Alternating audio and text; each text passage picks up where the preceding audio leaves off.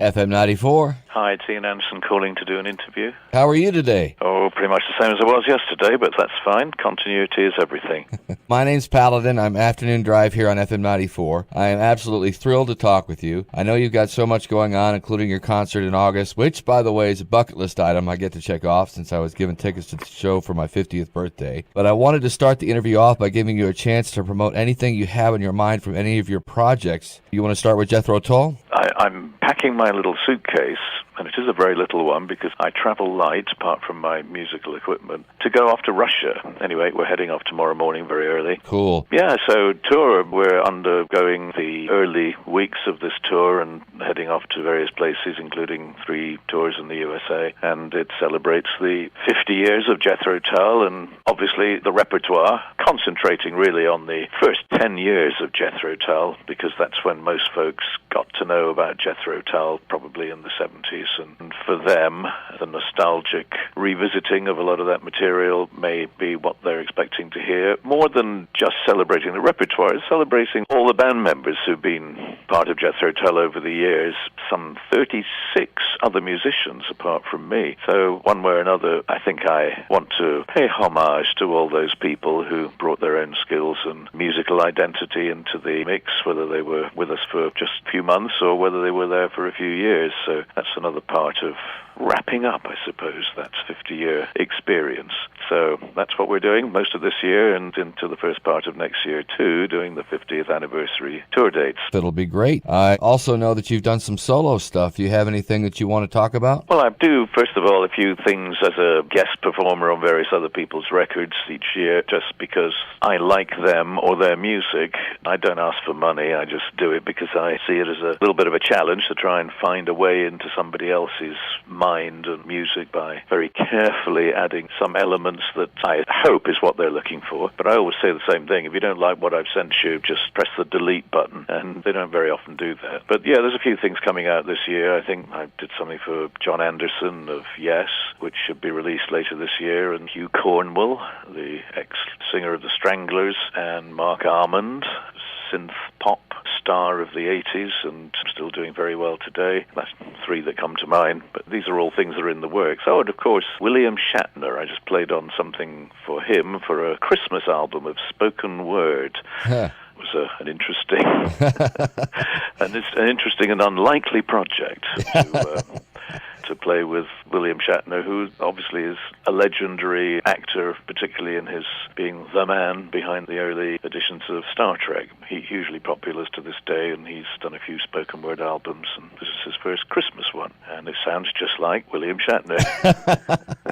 I can only imagine. And halfway through working on an album at the moment, which I started about this time last year, but during the summer of last year decided I would devote most of this year to the 50th anniversary stuff, and so I had to put that on hold. Mm-hmm. And I deliberately am not listening to it or thinking about it at all until I start work on that again towards the end of this year. Mm-hmm. So that'll be something that hopefully will be released in probably September 2019. Other side projects, anything else going on? I have a few other little bits and bobs that are things that I've thought over the years that I should do, like a book of the collected lyrics. The problem with doing anything like this, it's a bit like writing an autobiography. You're always putting it off. You think, well, I'm not actually finished yet. I've still got a bit to go. You don't really want to commit all of that with all the enormous work and effort that goes into it, and it only leads you to a certain point and you're still not finished. So there's a tendency to put these things off, but I think possibly with the lyrics for the next record already complete and written, I shall probably work on the lyric book during the course of this year, again with a view to that possibly being 2019 as a project. And if I ever get round to writing an autobiography, it won't really be in the normal, I was born in blah, blah, blah, I went to school and I did this, blah, blah, blah, and then I got seriously ill and I'm still alive and in remission, or whatever it is that most people's autobiographies are. I have no sex, drug, and rock and roll stories to tell. So I have a random question. I was fascinated when I heard about your finger being messed up and then you adapted somehow and were still able to play. That to me is mind-boggling. Can you talk about that for a moment? It's a common enough congenital defect that certain percentage of people are born with. These days, a lot can be done to correct that early on. But when I was born, back in 1947, according to my mother, they couldn't do anything about it. They could permanently straighten it or leave it permanently bent. And she, thank goodness, took the decision to have it permanently bent, because at least I had some movement in it.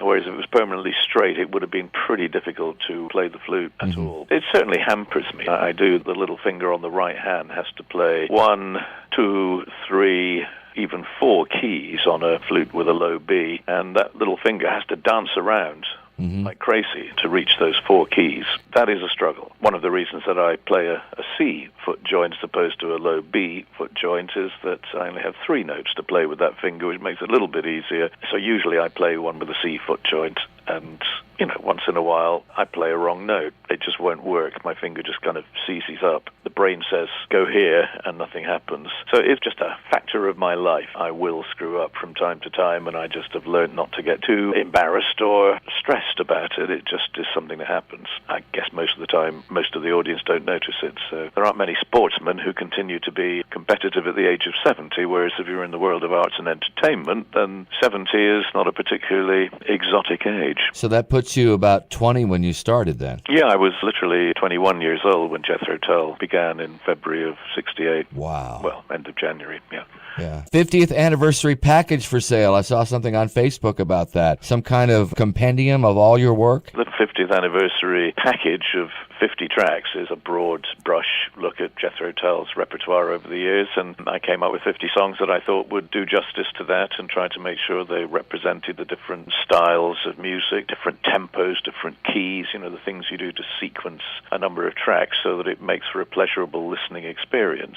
And it comes out in a simpler 15-track single CD version of the best of Jethro Tull, and we have the very first Jethro Tull album, This Was, which is remixed by Stephen Wilson and comes out later this year with a couple of bonus tracks, I think. And of course, it was the 40th anniversary of Songs from the Wood last year, and Heavy Horses this year. The Heavy Horses package just was released too, so a lot of stuff for the fans to go out and reacquaint themselves with. With the resurgence of vinyl, are you pressing any vinyl? It tends to be the case that we do vinyl again these days with everything, yeah. It's not my cup of tea, I have to say. Japanese or otherwise. I have been a convert to 24-bit digital recording since it became available a few years ago. I wanted to give you a chance to shout out about your social media on the website and where you want people to go. Well, if they go to jethrotull.com is the easy place to start, and of course we, along with a lot of, whether it's your favorite airline or your favorite politician, you will find Facebook and Twitter in close attendance, but social media in terms of personal use, I have nothing whatsoever to do with. I prefer to pick up the phone or send somebody an email or shout to them across the room. Yeah. But anyway, good to talk to you and look forward to being on tour somewhere near you, somewhere relatively soon. Right. 31st August, Minneapolis, the State Theater, 8 p.m. Looking forward to that show. I always liked Minneapolis, always had a bit of a soft spot for Minneapolis since I first went there way back, I think, in 1970. One of those places I rather feel a long tradition of involvement with, and of course playing State Theater we've done many times over the years, and I always enjoy its relative intimacy and convenience. And this time it's not in the middle of winter. Yeah, thank God. So frequently I've been to Minneapolis when it's too cold to even walk from your hotel to the nearest Starbucks. Yeah. Good to talk to you, and we'll talk again, I'm sure, one day. Thank you so much, Cheers. Ian. Take care. Bye-bye now. You too. Bye-bye. FM 94.